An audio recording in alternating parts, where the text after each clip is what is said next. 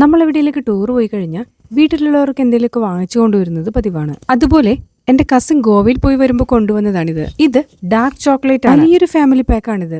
അതുപോലെ ടിൽവാടി എന്ന പേരിലൊരു സ്വീറ്റ് കൂടി ഉണ്ടായിരുന്നു. അണ്ടിപ്പരിപ്പും ഒരുതരം എള്ളും കൂടി മിക്സ് ചെയ്തിട്ടുണ്ടാക്കുന്ന സ്വീറ്റ്സ് ആണ്. കഴിച്ചു തുടങ്ങിയപ്പോൾ അത്ര ടേസ്റ്റ് ഒന്നും ഉണ്ടായിരുന്നില്ല. അതുപോലെ ബദാം ഹൽവ പുറമെ നിന്ന് കാണാൻ നല്ല രസമുണ്ട്. നല്ല കളർഫുള്ളായി പുറത്തുനിന്ന് കാണുമ്പോൾ കൊതിപ്പിക്കുന്ന രീതിയിലാണ് ഇവരുടെ പാക്കിംഗ്. എന്നാൽ സത്യം പറയട്ടെ, ഇത് രണ്ടും നമ്മൾ പുറത്തുനിന്ന് കാണുന്ന അത്രയും ടേസ്റ്റ് അല്ല നമ്മൾ ഇത് കഴിച്ചു കഴിയുമ്പോൾ. അതുമാത്രമല്ല, ഈ സ്വീറ്റ്സിന്റെ ഉള്ളിലായിട്ട് അവരൊരു പ്ലാസ്റ്റിക് ഗ്ലാസ് വെച്ചിട്ടുണ്ട്.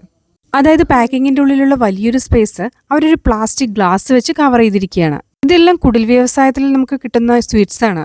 മുൻപും ഇതുപോലുള്ള സ്വീറ്റ്സ് ഞങ്ങൾക്ക് കിട്ടിയിട്ടുണ്ട്. പക്ഷെ ഈ ഒരു വീഡിയോ ഇടാൻ കാരണം തന്നെ, ഇനി ആരെങ്കിലും ഗോവയിൽ പോവുകയാണെങ്കിൽ ഇതുപോലുള്ള പുറത്തുനിന്നുള്ള പാക്കിംഗ് കണ്ടു മാത്രം സ്വീറ്റ്സിന് വിലയിരുത്തരുത്. ചോക്ലേറ്റും അതുപോലെ തന്നെയായിരുന്നു. നമ്മൾ കാണുന്നതും കഴിക്കുന്നതും തമ്മിൽ വ്യത്യാസമുണ്ട്. പിന്നെ ഒരു സാറ്റിസ്ഫൈഡ് ആയിട്ട് തോന്നിയിട്ടുള്ളത് കാന്താരി മുളകിന്റെ ഒരു വൈൻ ഉണ്ടായിരുന്നു. അതുപോലെ ഒരു ഗ്രേപ്പ് വൈനും ഉണ്ടായിരുന്നു. ഇതില് കാന്താരി മുളകിന്റെ വൈൻ സൂപ്പർ ആയിരുന്നു കേട്ടോ.